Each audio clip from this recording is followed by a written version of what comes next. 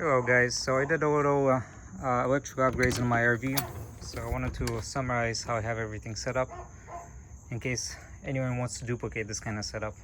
So I have two batteries. I have one 12 volt lithium iron phosphate 230 amp hour battery here, and this powers the whole 12 volt side of the RV. I have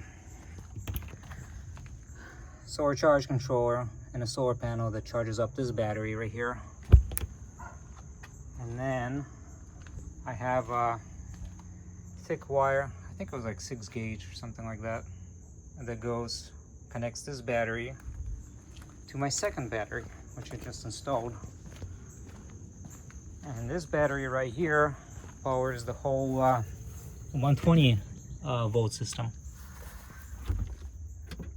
So this is an Entegra 2000 watt hour battery, 2400 continuous watt inverter,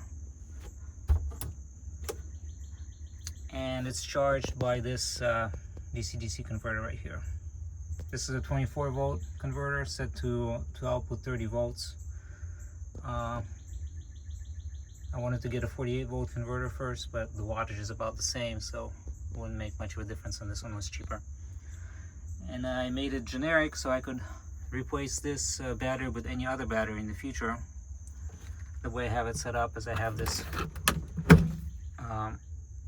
30 amp male connector that plugs into the output of the battery, and then I have this female 30 amp connector which is used to basically charge this power bank from either the generator or the shore power. So what I did is I took this 30 amp extension cord, I cut it in half, and then I wired it in line between my transfer switch and the AC panel basically. So if I plug in my motorhome into shore power, it's gonna actually, the power is gonna charge this power bank, and it's also gonna provide power to my the power converter. Basically it's gonna convert, it's about, I think, like 600 watts of DC that it can convert as well. So I set it up so that I can use the shore power to charge this and the other battery, and I can use the generator to charge both as well. The reason why I installed this, even though I do have the generator, is because the generator is annoying to use, especially with AC running. I don't want to run the generator every time I want to power up the microwave or the AC. It's just annoying. And also in some parks there are restricted hours for generators, and in some other parks you can't even use generators, well, depending on the sites. So I also have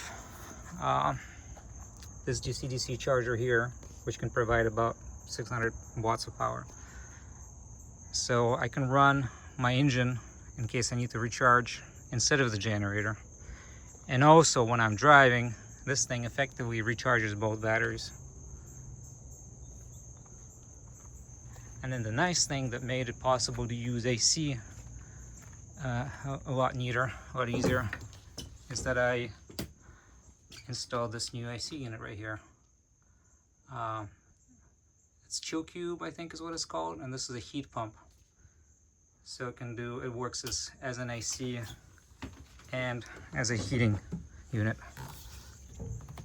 So I also installed a relay so that when this 12 volt battery is only, it has to be over 90% for power to go to charge the other battery. Although that's adjustable, you can adjust to whatever you want. And also, well, this really is not strictly necessary, because the DC-DC charger that I used to charge the Entegra battery bank, that has adjustable settings as well. So I have it set so that it charges, I think, between about 12.5 volts. If the battery goes down to 12.5 volts under load, then it's going to shut down and needs to go up half a volt or so for it to activate. So really you don't need the relay, you can just adjust these settings. So when I'm driving on the road, the DC-DC converter from the motor generates about 600-700 watts. About half of that can go to this thing right here, to the power bank. Let me turn on the light again. So that's about 350 watts is what it can provide. And that's about how much my AC uses once it actually cooled down the cabin, the motorhome. It uses about 300 watts of power. So effectively I can just drive and use AC continuously when I'm driving, and then at a campground I can run AC for about 2 hours before this thing runs out of juice. And then I can start the generator.